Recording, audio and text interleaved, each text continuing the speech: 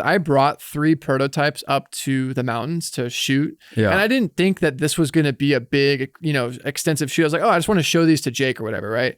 And while we were shooting, 2 of the glues that I had picked, like literally failed. Like the screw just came out. Yeah. It's like, okay, that's not going to work. So behind the scenes of us getting all this amazing footage, I still didn't even like really quite figure out like the right process to make these. Here we go. Found it. Okay, yeah. So this is the rig, right? For those who are watching, there's a drill press I got on Amazon. This is a water pump for a fountain. And this is basically a PVC pipe that like holds the glass in place. And I literally like had to drill a 10 millimeter hole.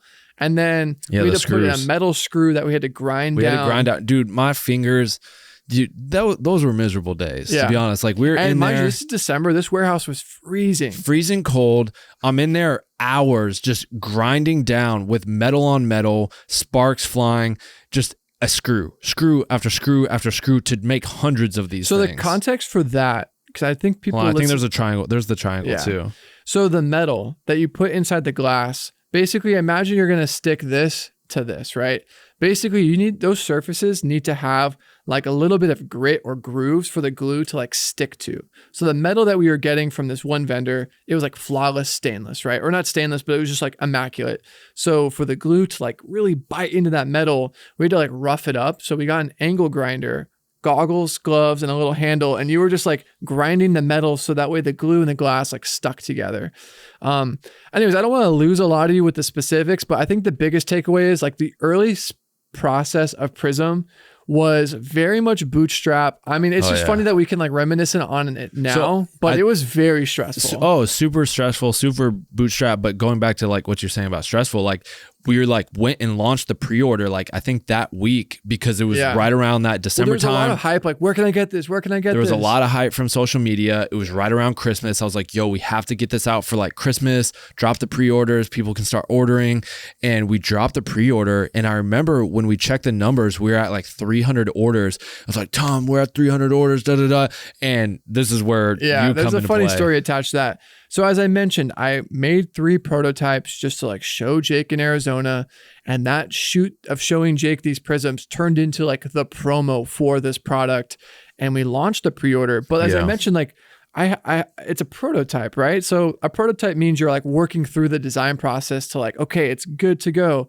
And we launched the pre-order, and I had not locked the final design. I haven't quite figured out the right glue. Like I said, the glue I was using took like 72 hours to cure, and it needed to be underneath a heat lamp so the glue dried at a faster pace. So I was like figuring out all these variables as you're like, yo, more sales are coming in. I'm like, no, secretly down in my head. So it wasn't until like actually like a couple weeks before you and Chanel, you were like, yo, we're going to fly into town and we're going to stay there for a week and just ship a bunch of these out. Cause like at a certain point, like customers were like, I ordered in November or December, like, where are they? So all the stuff started coming from our manufacturers. I eventually found the right glue, and I won't get like too into the specifics, but I figured it out. But there was definitely like a 2 or 3 week period where I was down there at midnight, it's fucking 32 degrees. So, I'm like just drilling and like trying to test it all out. And it was, that whole like process was very, very stressful. Yeah. I mean, we were in there, me, you, Chanel, from day one, we're in there just working our butts off to like build these things, package them, ship. I mean, here's even a clip right here, I think, where me and you are just at the dock loading their boxes ourselves into the USPS truck that pulled up. UPS or USPS. And so we did everything, and this was a long process. And then in that same vicinity right here, probably within under a year, or maybe around a year, we moved to a 700 square foot space. Oh yeah. It was like, a little 2.5 times the size. And so we grew a little bit, moved into there, and we hired like 3-4 part-time employees. Yeah. And from there, we're bringing on our friends. We had Cherie, we had Jamal, we had my now wife's brother-in-law. We had, who else was in there? Dan was in there. So we had Dan was like our go-to like drill builder. He would build all the chromatic flares, the kaleidoscopes. He was our main builder because we started relinquishing control a little bit. Because at a certain point, just for anyone listening and watching, like I talked about earlier in another episode, like bandwidth, right? Like how much time you have in a day. Right. And like there just wasn't, there was just not enough of me to complete all these tasks, right? From building, drilling, gluing. Like initially I did that under the first, like probably the first few months, but the order volume just kept coming in to where I was like, if it was just me doing it, I think I would be here more hours than there are per day. Yeah. So that's when we brought in more people. And at the same time, like that's when I was also like starting to explore operating and doing Steadicam. So, you know, we kind of also made this company like as, I wouldn't say a side hustle, that maybe I kind of downplays it, but like we still are filmmakers, right? Like we still want to go work on set and take gigs. And I almost like felt guilty taking gigs in that process because I knew that orders were coming in and people were complaining about not getting their orders. So we had to like strike a balance where like I still was going in. Obviously you still come in here. We still went in all the time. And but like still we had to like here. bring in some people essentially, you know? But now, I mean, we've moved since then. I think it was even 6 months after moving into that bigger one, that 700 square foot one, that we're like, yo, we need to move to Arizona. We need more regular full-time employees. We need to put them on salary. We need more space. We need more room to grow. We need to be more centralized. LA was just tough to like really navigate, grow, ship, get people, reliable people. And a lot of your family is here. A lot of my family's here. Employ them and stuff. Yeah. And so now we have, full-time employees here. It's easy to pop in, kind of manage and not take an hour to get to the warehouse, get stuck in traffic. And just a lot of LA is tough, man. And it's just expensive to operate and own a business. So moving it to Arizona was great for the business. But yeah, I mean, even going back to, we started with, just the triangle and the orb. We filed like provisional patents on those. That it didn't exist. And we were able to get provisional patents on that and then moved from, okay, cool. We did that. What's the next thing? Then we went to the kaleidoscope filter. And the 77 filters, which mind you now are like 82 and we have step ups and stuff. Yeah. But it's funny. Similar to how we went up to Payson, Arizona to like battle test our first batch of filters. Yeah. I remember we had a shoot in Kauai where you're like, we're going to go do this coffee commercial or a donut commercial. Donut commercial in Kauai. And I remember, dude, I forgot. I was like, I remember those I'd gotten raw materials from our manufacturer or vendor and they had just arrived the day before. And like, I have like a really early flight the next morning. And I remember showed you a video like, hey, these like raw materials came in, like maybe I can make something and we can like use it on this shoot. And I remember like I just made a bunch and I think 3 were the ones that stuck out. And it was the same exact process where, mind you, making those prototypes hadn't really quite dialed in the recipe yet.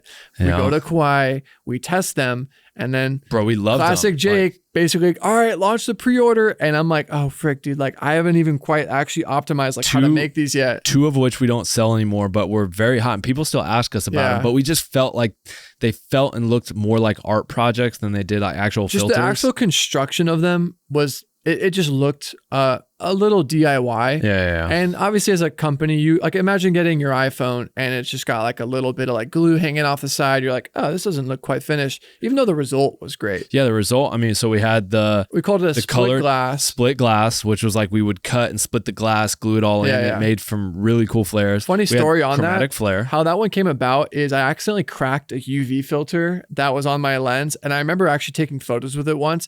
And when the sun or light hits your lens, it would hit the spiderweb crack and create these refractions. I still wish we could sell that one. That one haunts you, bro. That one haunts me. I love that one. It just looked the most DIY. And I legit making those actually was cutting my hands, like cracking the glass and like, it just wasn't crazy. Like, it just in our resources, it was hard. So we had the split glass chromatic flare, which we still sell. The Prism one. And then the Prism Bokeh one, which we called originally, it was just the Prism filter. Yeah. It was essentially like, I'm trying to think of the best way of explaining it. There's this term called diachroic, which is a piece of glass that's been stained. Imagine going to church, right? And you see this beautiful stained glass. It's been dyed, right? So there's a term called diachroic glass, which kind of similar for those who are watching. It's a piece of glass that has pretty much all different variations of color in it. So we adhered that to a filter. So as light and you spin it and stuff, that those little red pieces of glass or blue pieces of glass would actually create really cool little like fragments and refractions. But that was another one that was like, Dan, who's here right now, actually hated building those. Because you had to like literally almost with like a microscope, like and tweezers, like place the little individual pieces of glass. I don't think people understand like the stuff we went through to like work on and build this company. Yeah. And like, it's never easy to run, start, operate, own your own business. But then especially once you start, I feel like if you're in the public eye a little bit, I feel like people who didn't maybe vibe with me or our brand would like to attack us and be like, oh, this and that, or they're cheap or they're not selling. It's like, it's so hard to own and operate your own business. And we were genuinely filmmakers while still trying to be filmmakers and shoot, direct, and do things like run and operate this company. And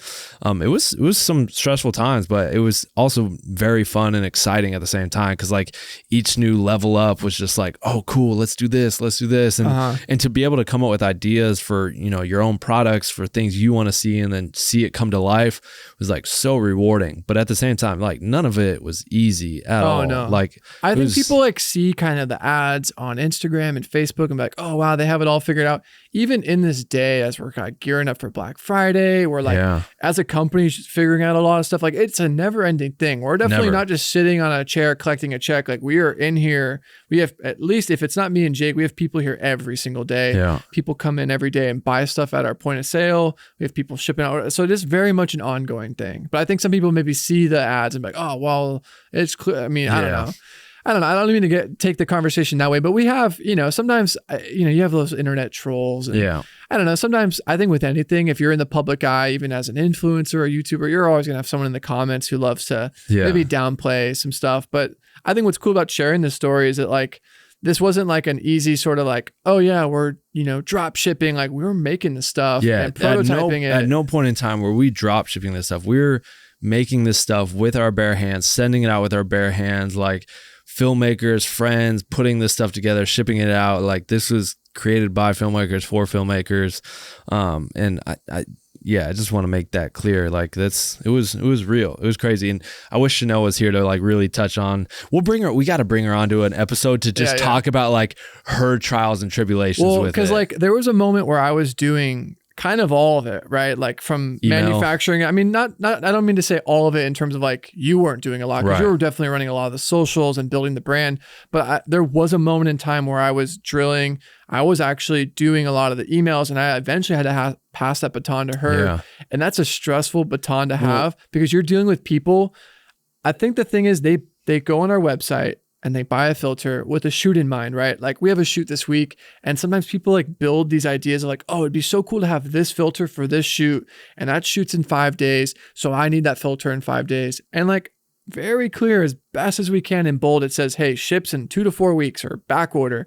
And we got chewed apart. Like I bought this for a certain shoot, and it's like, we're trying to be, the customer's right and be nice. But at the same time, we're like, it literally says in bold, like, this is a pre-order. Like I do not know what to tell you. You know what I mean? Yeah. And you'd get some really angry people. Kudos to Chanel, because at the time she wasn't even my wife. She was just my girlfriend. She wasn't on payroll. She literally came in and worked on this thing on a daily basis in LA out of like the goodness of her heart and wanting to see it to, succeed and wanting to support me and be a part of it. And like, we didn't pay her or anything. She was just like down for the cause and helped out, and then ultimately took over the emails.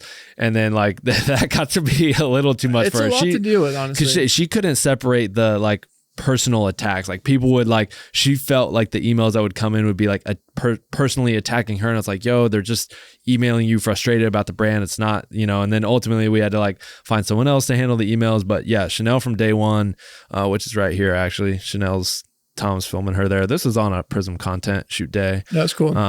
So she from day one has been there. Same with Dan. Dan was there pretty much from Dan, Cherie. It's actually kind of fun recalling all these, because as we built all our team, which now our team's like pretty dialed in here in Arizona, but we had a really good little LA unit for a while. Yeah.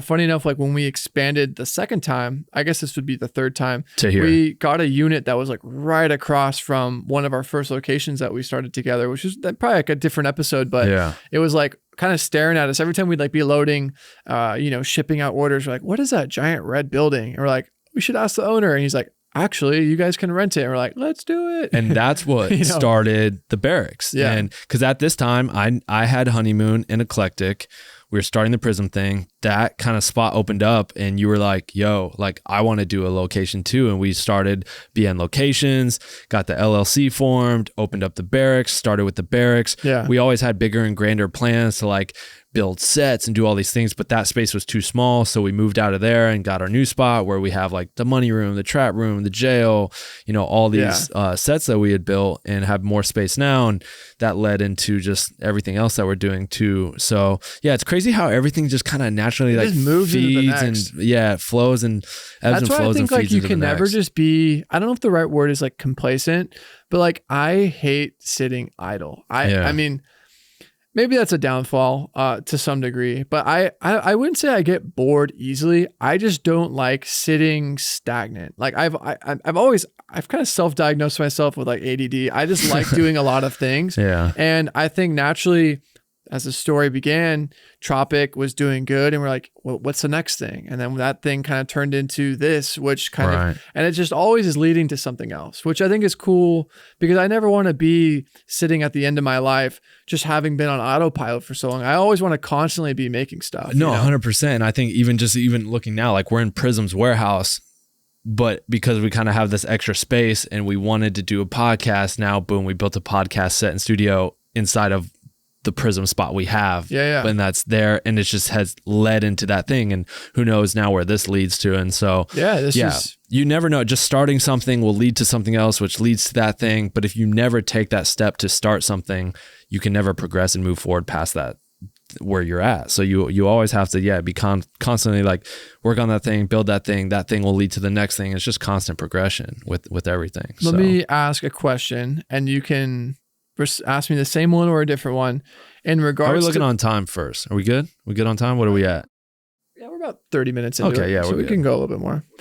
Out of all the different facets of Prism, from the different products, the different things we've done with the company, what would be the thing you're like most proud of? That can be a singular product, that could be the brand identity, that could be any aspect of the company. But like, what thing do you like stand back right now and look at and be like, wow, like that's awesome. Like we did that. You know what I mean? I think the fact initially that we created something that didn't exist in terms of the mountable Prism, and we're able to get a provisional patent because it was like, yo, this wasn't out there. So we technically like invented something, right? In terms of that.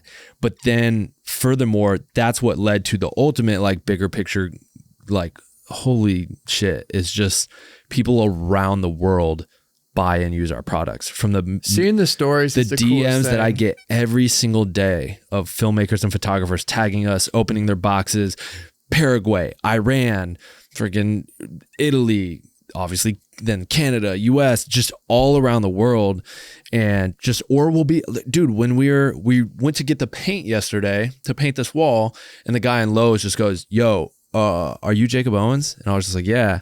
And he's like, dude, my friend just put me onto your work. I love PrismLensFX. Like I love the filters you guys are making. That's so dope.